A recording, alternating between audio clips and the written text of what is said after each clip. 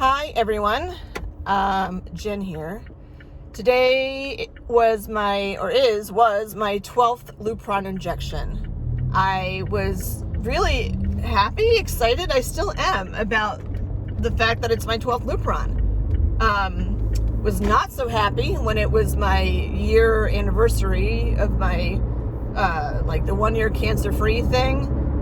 I guess because it was like 1 year since surgery, and I'm like, okay, so what? I don't know, it just didn't pack the punch like this is.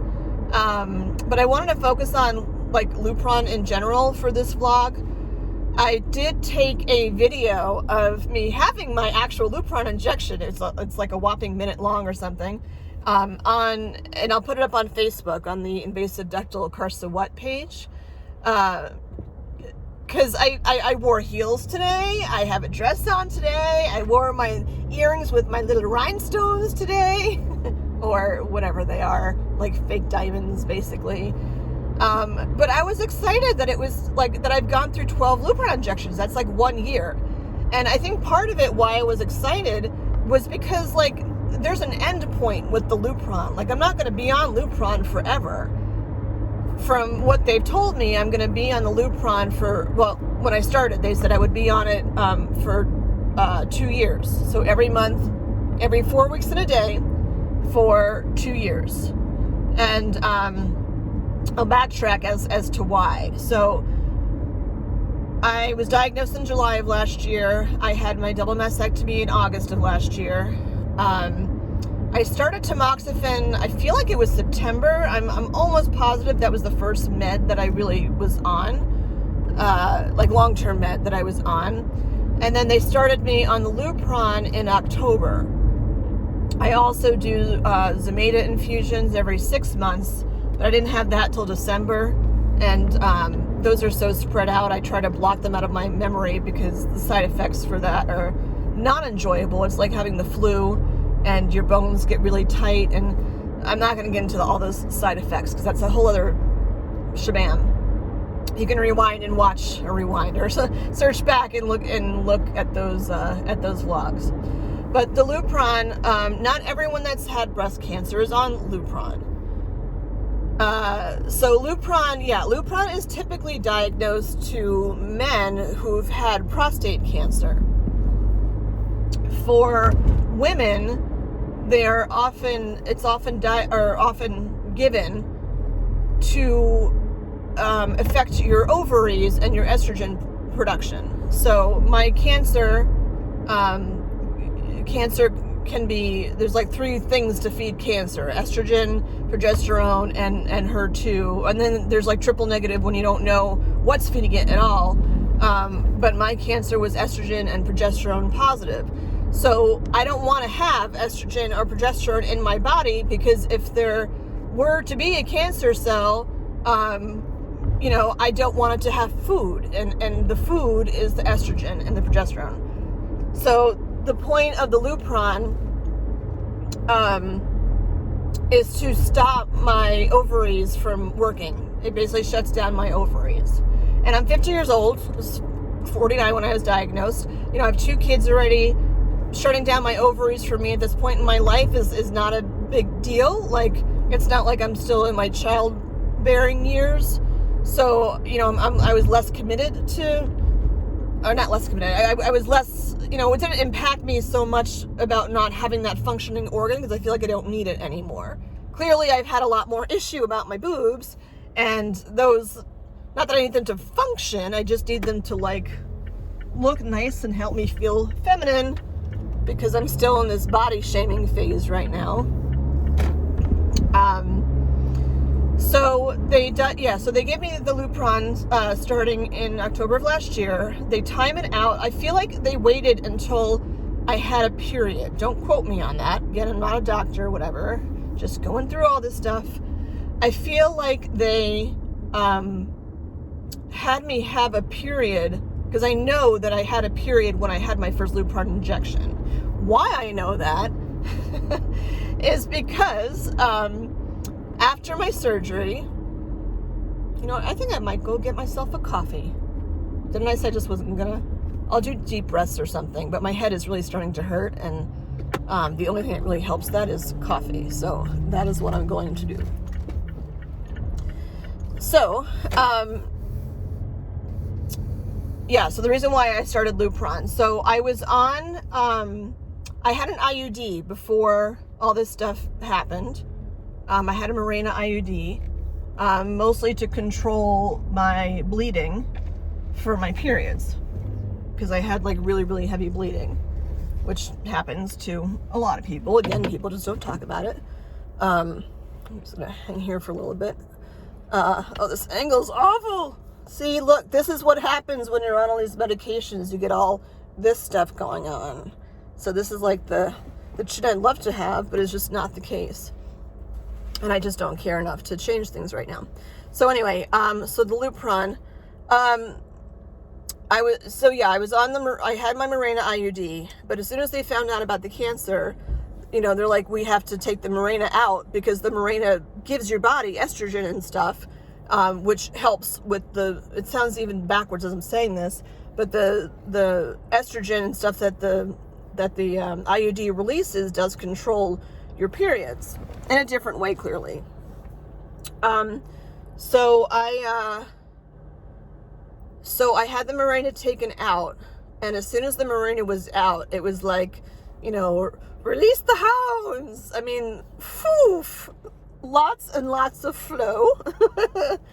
I can laugh now, but I was not laughing then. Lots and lots and lots of flow, like out of control.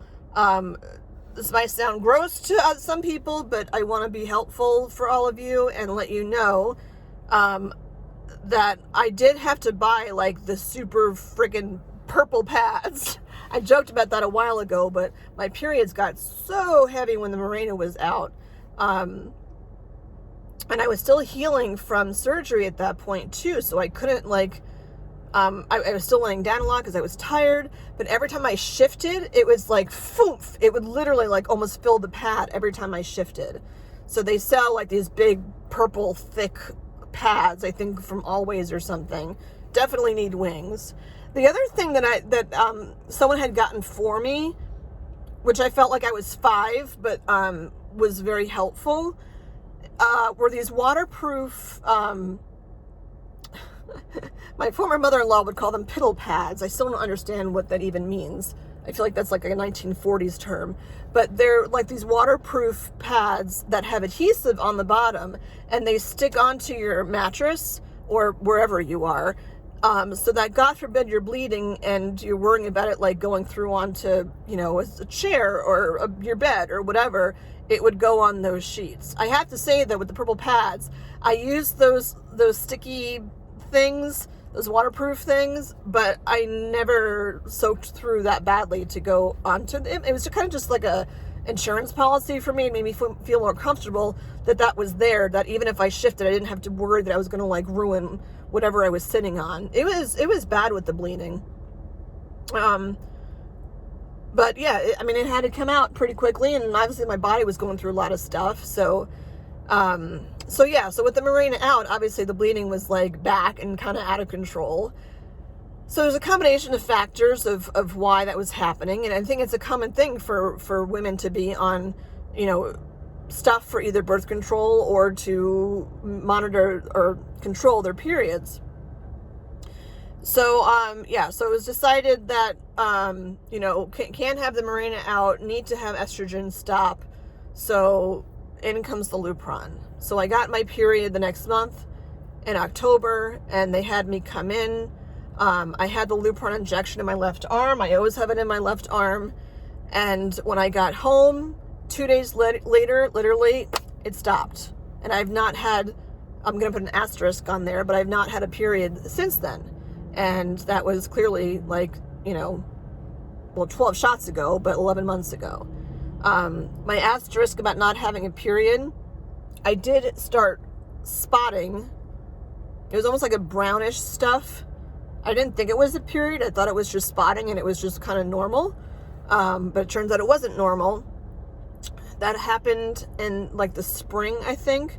So I was like, 5-ish, 6 Lupron injections in, and then I sent a message to my gynecologist and I said, you know, I'm not sure what's going on. I'm spotting, and they're like, get in here right away. And I'm like, okay, what's going on? So I went in there, and turned out that I had a cyst in my uterus, and that was what was causing the bleeding. When you're on Lupron, you're not supposed to spot or anything. If you do, something's not right. So I'm gonna put this up because I swear I'm not that chubby. I've actually been losing some weight, and I showered and I put makeup on today, and I even sprayed my roots this morning. Anyway, yeah, so I had that happen. I had the cyst removed. There was a fibroid inside of my uterus, which it's not good if they're inside your uterus. I've had several fibroids before, but they had to remove both of them surgically in the office, which was not a walk in the park, but whatever. She did it in the office. I could have had it done in a, in an OR and stuff, but it was my choice, and I'm like, can we just do it and have it done instead of like doing a whole day of like me having to deal with surgery and anesthesia and whatever. And yes, it hurt for a short time, and then it was done, and then I just like rested after that. But that's the only complication I have, and the cyst was not because of the Lupron. The cyst was because of the tamoxifen. Tamoxifen causes cysts in your uterus, so you have to be careful. Or polyps, cysts, they're kind of the same thing. All right, so anyway, so I've had it every month since then. I get it in my arm. It wasn't until a few weeks later, and most of my drama with my breast cancer was on my right side. So when you have a lot of lymph nodes taken from one side versus the other, they want you to have shots and stuff in the other arm. That's kind of getting disproven from what I'm understanding from like younger doctors are saying it's not as big a deal. So like I can still have my blood pressure taken in my right arm. I can still have an injection or something in my right arm. But I just do it in my left just because. I found out a couple months later that like when I started looking into other podcasts or vlogs or just support groups or whatever, that most people get their Luprons in their butt. And then when I went for my next Lupron, I asked them, and they said, yeah, pretty much everyone that comes, she said, pretty much everyone that comes in here that's male, because that's primarily who gets them, has the shot in their butt. It doesn't hurt. But I'm like, I've had it in my arm. It's working. I kind of don't want to mess with it if it's working. So let's just keep doing it in my arm. So as you can see, if you want to go ahead and watch the 1 minute clip on Facebook, it's a pretty long needle. You know, they just wipe. There's my number 12, Tom Brady number. And I'm keeping it on there. Like I could probably take it off now, but I don't want to. I'm proud that I've gone through 12 freaking Lupron injections, because pushing your body into menopause like that fast has done a freaking number on me. Can we talk about my non-shin and the fact that like even my shoes, like, oh my God, I got new shoes and they look so pretty, but I'm like, do I need a half size bigger? Because they're too small, because like everything is just swollen. You know, I have a dress on that I normally don't wear stuff like this. It could even look like a freaking curtain for all I know, but it's flattering in the shape of it because I put on so much weight. And it's hard to know like what to blame for that, but menopause is certainly to blame for a lot of things.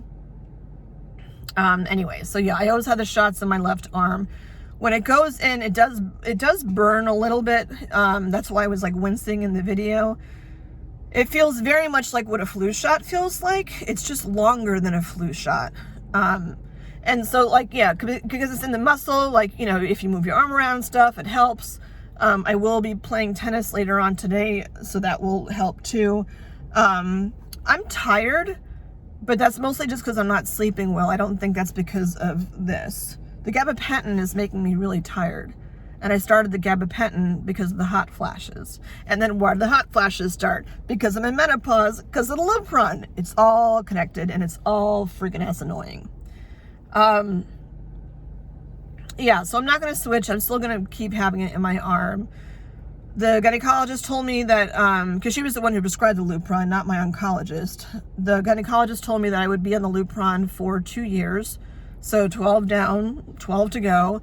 And then hope that, like, once that's done and it's 2 years of Lupron, and given that I was in perimenopause before, before all this stuff happened, I should, in theory, be in menopause without the need for the Lupron at that point. So I'm hoping that that's the case.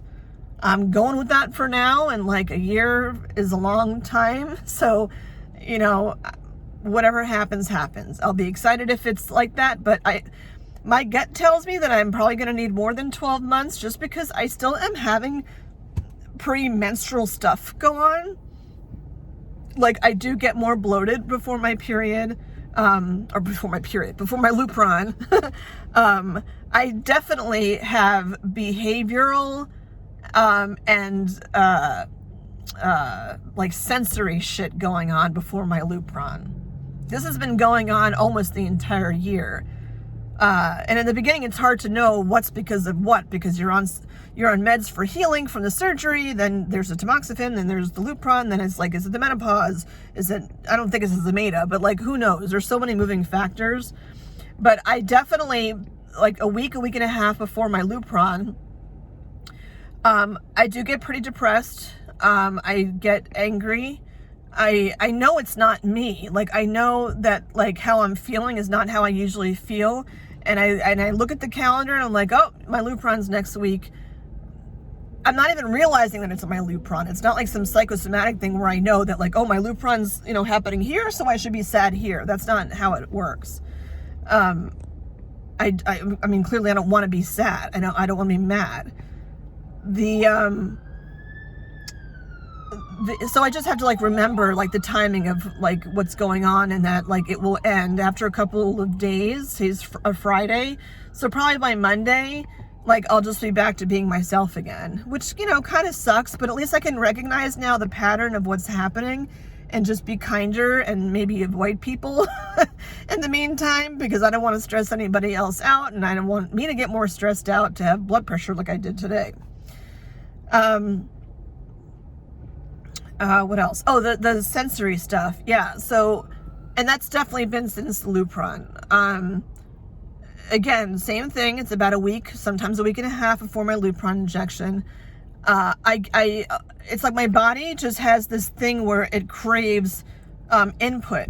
And I did a vlog talking about like masturbating and stuff and sex. I haven't posted it yet. I have to rewatch that one before I put it up. Because that is one way of getting, like, you know, if you're seeking input and you're single, and, you know, I'm not just going to like find some guy in the street or whatever, you know, but that's why God invented toys. And that is a way of having that release, because it's an intense release afterwards. I will forewarn you, because this has happened to me a couple of times. I don't know, I keep looping back to like sex and stuff, that when you are masturbating after having a mastectomy, you know, the blood flow, obviously, as you're getting up to climax, affects your entire body. There's such, you know, intense blood flow. So I will notice that afterwards, my scars are like way darker, which I think would make sense, because like if I had nipples, or when I had nipples, you know, nipples get bigger and darker with the blood flow when you're climaxing too. So it makes sense that the same thing would happen. It's just scary the first time that you see it, and just know that like that won't be that way forever, because like I am seeing now how my scars are healing and they're becoming flesh toned, and obviously those parts of my scars don't get all red and whatever. And it actually, in a weird way, even though it's weird to look at, in a weird way, it makes me happy that there's at least blood flow going there, because then it makes me feel like, well, maybe I will have like sensation back. Gotta watch the time. Oh shit, I gotta go. Maybe I will have sensation back, and you know, and be able to feel my boobs again. So that's like a double-edged sword. Let me finish up here quick. So what else? Yeah, I often feel like I want to like punch a wall or something, and I don't, because I don't. Well, I actually did once, and I hurt my knuckles pretty badly. That was in the beginning when I'm like, I don't know what to do. So I would find something hard. Actually, it's ironic. Whoops. Because I have in my car a rock. This rock. I know my finger's in the way. Sorry. I have this rock, and I keep it in my car. And it's like super rough. So I keep it in my car because if I am having those moments, I just kind of like rub it like really hard, and that input helps to calm me down. The other thing I do is exercise, not like a casual walk, like a hardcore exercise. Like I played tennis for an hour and a half yesterday against some pretty good people, and you know, it's a lot of moving around. It's a lot of input on your legs, definitely a lot of input on your knees, input with my arm. My arm did well. I didn't even ice it afterwards, and I'm doing okay. So a healthy outlet versus punching a wall would be to get out there and exercise, because that's something that you have control over. You know, even if you're right after surgery, you know, you can go up for a walk because that is a lot of input at that time because you're still healing. All right, so I gotta get scooting because I gotta get to work. But I think that's pretty much it with the Lupron. If you have questions and stuff about anything else about the Lupron that I'm missing, just put it in the comments. I mean, you can email me too or message me on Facebook, but I can tell you I don't check those as often as I check my YouTube comments. So yeah, shoot something in comments if you have a question about Lupron, or just to share something about your experience with Lupron, because everyone's different. You know, your journey is not going to be the same as somebody else's. So yeah, the last thing I'll say before I forget, because I mentioned the tiredness, that's because of the hot flashes. So the hot flashes, I don't know if that started because of the tamoxifen. Something exciting is going on. I don't know if that started because of the tamoxifen. I don't know if that was because of the Lupron, because getting pushed into menopause, obviously you're going to have, what do you call it? Hot flashes. They were kind of getting out of control to the point that like I wouldn't wear anything that wasn't dark, because if I sweat like down my back and it looks like this, you can't tell as much. If I have like a light blue shirt on and I sweat down my back, like everyone's gonna see it. So it got to the point where like I was only wearing certain clothes because I know I'd sweat through them, and I would have a fan literally with me all the time, like morning, noon, and night. I'm not even kidding. It goes with me in my bag everywhere. And then finally I said, you know, can we do something? Because they offered, you know, to give me gabapentin. I didn't want to be on anything else, but I've been on it for about a month now, and it has certainly helped with the hot flashes. They told me to take it 3 times a day, but I only take it once a day because I'm very sensitive to meds. I take it in the morning. It wears off around dinner time. So come dinner time, it's like immediately, poof, there's like, I feel hot again. And I am starting to get night sweats again too. So I feel like my body is getting used to the gabapentin now. I don't know. I had to talk to my doctors about what to do at that point. I don't want to take more of it because then I'll just be even more tired. So it's just, you know, stuff that you have to deal with. I don't know. Yeah, so yeah, the gabapentin basically was because of all the side effects and stuff from menopause, and menopause just changes your entire freaking ass body. It changes how your hair feels. It changes with your ability to lose weight. It's not necessarily food related or exercise related. It's just all these medications, you know, you put weight on, and I'm doing what I can. You know, I'm certainly not sedentary. I'm doing what I can. I watch what I eat. I exercise now pretty frequently and consistently, and I'm not noticing any change in my weight, and it's just because of the meds. So gotta learn to be kind. I know easier said than done, but you gotta be kind to your body. All right, I gotta scoot. I am gonna get a coffee to celebrate, and then do something nice for myself. Oh, I'm meeting a friend later on for dinner, so I can celebrate with her. My 1 year out, number 12, the goat, woo! All right, see you next time, people. Bye.